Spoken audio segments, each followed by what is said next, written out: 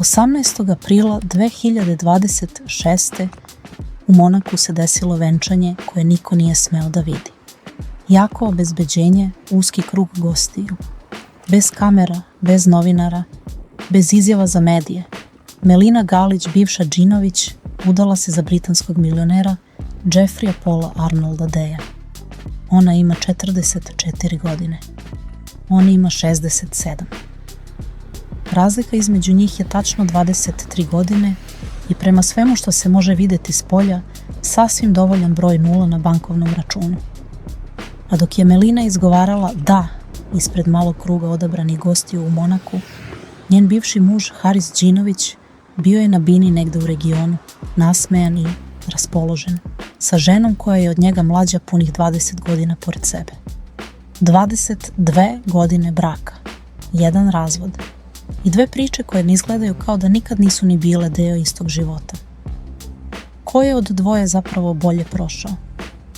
Ostanite, no jer odgovor nije onoliko jednostavan koliko izgleda na prvo. Da biste razumeli šta se desilo u aprilu 2026.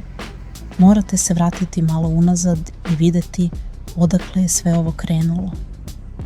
Melina Galić nije oduvek bila žena s Hermes tašnicama u Monaku. Pre svega toga bila je nešto sasvim drugačije od slike koja danas kruži po tabloidima. Bila je žena iza jednog od najvećih estradnih zvezda Balkana, čoveka koji je punio svaku salu od Beograda do dijaspore, koji je bio na svakom televizoru i svakoj svečanosti vrednoj pomena. Bila je majka dvoje dece, Džina i Kana, supruga i domaćica tog sveta koji izgleda lepo samo s polja. 22 godine zajedno. To nije malo. To je čitav jedan odrasli život. To su deca koje odrastu, godišnjice koje se slave, krize koje se prebrode ili ne prebrode, ali ostaju unutar 4 zida. I njihov društveni krug bio je sve što zamislite kad kažete srpska elita. Slavica Eccleston, Filip Cepter, Goca Karić, skupi restorani, gala večeri, krsne slave s imenima koje znate. Svaka od tih večeri izgledala je kao slika savršenstva. I niko nije postavljao pitanja, jer se u tim krugovima to ne radi. Razvod je stigao početkom 2024. I to bi moglo biti kraj priče, tihi razlaz kakav imaju mnogi parovi koji su se jednostavno potrošili posle 2 decenije. Ali Haris Džinović nije čovek koji čuti kad ima nešto da kaže. I pred kamerama je rekao nešto što se ne zaboravlja. Javno je izjavio da su oni i Melina godinama živeli svako u svojoj sobi. Citiramo doslovno, jer u preformulaciji se gubi tačno ono zbog čega je izjava ostala u svačijoj glavi. Svako je imao svoju sobu. Ako nekom treba sex ass i dođe u moju sobu, to je izjava koja se ne može povući, koja ostaje u javnom prostoru zauvek bez obzira koliko vas daleko odnese život posle toga. Mnogi su pitali zašto je to rekao. Možda je hteo da objasni. Možda je hteo da se odbrani od nečega za šta javnost nije ni znala. Možda ga je novinar uhvatio u trenutku kad mu nije bilo ni do čega. Šta god bio razlog, jedna stvar je bila izvesna. Melina je to čula. I Melina je u tom trenutku već imala plan. Dok je Srbija procesirala Harisovu izjavu i komentarisala po svim forumima i grupicama, Melina je bila bukvalno na drugom kraju Evrope. Preselila se u Monako, ne u Pariz, ne u London, ne negde pristojno blizu poznatog. U Monako, grad u kome kvadratni metar košta više od prosečne srpske godišnje plate, grad u kome se ne pita odakle novac jer se podrazumeva da postoji i da je pozamašan. A grad koji je po definiciji mesto gde se idu oni koji su već stigli. I tamo je ušao Jeffrey Paul Arnold Day, Britanac, 67 godina, milioner, čovek o kome Srbija nije znala apsolutno ništa pre ovog venčanja i koji je, prema svemu što se vidi, sasvim zadovoljan da tako i ostane.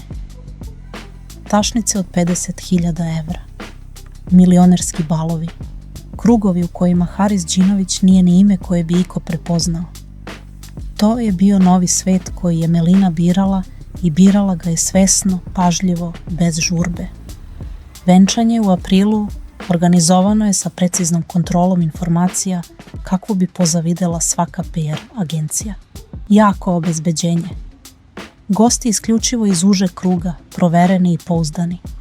Novinari nigde u blizini. Niko nije slikao i prodavao, niko nije cureo informacije unapred. Melina je ovog puta potpuno preuzela kontrolu nad narativom. Za razliku od razvoda, u kome je Haris bio taj koji je stajao pred mikrofonom i govorio šta je hteo, sada je ona odlučivala šta će i kome biti rečeno. Kuma je bila Goca Karić. Od svih lica iz starog kruga, od svih onih koji su sedeli za istim stolom godinama, ona je jedina koja je prebacila lojalnost na drugu stranu. Slavica Eccleston nije bila tamo. Filip Cepter nije bio tamo. Ti isti ljudi koji su godinama pravili krsne slave i svečane večere zajedno sa Melinom i Harisom, ostali su bliži njemu nego njoj kada je došao trenutak razdvajanja. I to vam govori nešto važno o tome kako se završavaju brakovi koji traju 22 godine. Imovina se deli, kuće i stanovi se procenjuju. Ali prijatelji biraju i ta podela je ponekad grublja od svake sudske presude. Ali ovdje dolazimo do detalja koji je zakomplikovao sliku savršenog novog početka. Džina Đinović, Melinina ćerka, stigla je na venčanje kasno. Toliko kasno da je propustila samu ceremoniju. Venčanje vlastite majke. Da li je u pitanju bio let koji je kasnio, saobraćaj ili nešto sasvim drugačije od logistike, niko nije zvanično rekao. Ali propuštena majčina ceremonija venčanja nije sitnica koja prolazi bez komentara i bez posljedica, bez obzira šta se desilo. A Kan, njen sin, Kan nije ni bio pozvan. Sjedite malo s tim. Sin nije pozvan na venčanje vlastite majke. Ostao je blizak ocu, ostao je u Srbiji, ostao je uz Harisa. I ta slika, majka se ponovo udaje, a sin koji je njeno dete nije tamo, govori više od bilo koje intervjuisane izjave ili tabloidnog naslova. A šta je Haris radio u isto vreme? Dok je Melina bila u Monaku i izgovarala da ispred novog muža. Radio je ono što oduvek radi. Bio je na bini. I to nije metafora. Haris Đinović u periodu oko Melinog venčanja nastupa u Zagrebu, u Dubaju, u Sava centru u Beogradu. Čovjek nestaje. Nema pauze za oporavak, nema perioda tišine koji bi sugerisao da ga je razvod od 22-godišnje veze makar malo uspolio. Naprotiv, izgleda kao da mu je razvod skinuo teret koji nije ni priznavao da nosi. Ima novu vezu, partnerka je od njega mlađa 20 godina. I upravo tu počinje priča o dvostrukom standardu koji je Srbija primenila u ovom slučaju sa zavidnom doslednosti. Cela zemlja se uzbudila zbog razlike od 23 godine između Meline i britanskog milionera. Pisali su se komentari, snimali se video snimci, pravile se šale. Sad ima 44, on 67, pa šta misli od toga? Kao da je žena od 44 godine dužna da objašnjava s kim se udaje. Ali razlika od 20 godina između Harisa i njegove nove partnerke uglavnom tiho prihvaćena. Niko nije pisao kolumne. Niko nije pravilo isti tip komentara. Standardna reakcija na standardnu patrijarhalnu logiku primenjena 2026. kao da je 1986. Dvostruki standard u punom sjaju, neupravan i samopouzdan. Ali postavimo se s one strane koja je stvarno zanimljiva. Postoji jedna ključna razlika između Meline i Harisa koja nema veze sa godinama ni sa novcem, nego sa izborom. Melina je otišla daleko, promenila je kontinent, jezik kojim se svakodnevno sporazumeva, grad, društveni krug, prezime i okruženje. Počela je potpuno iznova od temelja sa čovekom koga Srbija ne poznaje, u gradu koji nije ni blizu njenog dosadašnjeg života. Haris je ostao isti. Isti grad, ista bina, ista publika koja zna svaki refren svake pesme, isti kan pored njega, isti prijatelji koji su odabrali da ostanu uz njega, iste kafane i iste svečanosti. Da li je Melinin odlazak sloboda ili beg? Da li je Harrisova stabilnost snaga ili nemogućnost promene? Odgovor potpuno zavisi od toga koga pitate i šta vi osobno mislite da život treba da izgleda. Gina je, inače, otišla u Španiju. Zbog dečka. Nije uz oca, nije uz majku, negde između i geografski daleko od svega. 22 godine jedne porodice i sad su svi na različitim meridijanima. Haris u Srbiji, Melina u Monaku, Gina u Španiji, Kan negde pored oca. Jedna zajednička fotografija sa svih tih meridijana, po svemu sudeći, više neće biti napravljena. Dobro, vreme je da budemo konkretni i da pokušamo da odgovorimo na pitanje s kojim smo počeli. Ko je od dvoje zapravo bolje prošao? Melina Galić sada živi u Monaku, udana za milionera, sa pristupom finansijama koje bi većina žena u Srbiji opisala kao nestvarno. Hermes tašnice od 50.000 evra nisu slučajan kupovina. To je simbol ulaska u sasvim drugi svet, potvrda da je tranzicija iz beogradske estradne supruge u monegašku milionerku završena i zapečačena u matičnoj knjizi venčanih. Ali u to venčanje nije ušao sin. Stari prijatelji koji su znali sve tajne tog braka ostali su na suprotnoj strani. Ćerka je zakasnila i propustila trenutak koji se ne ponavlja. I taj novi svet nema 22 godine zajedničke istorije iza sebe. Počinje od nule sa 67 godina starim čovekom. U gradu gde svaki razgovor ide na engleskom ili francuskom, daleko od svega što je Melina do sada zvala domom.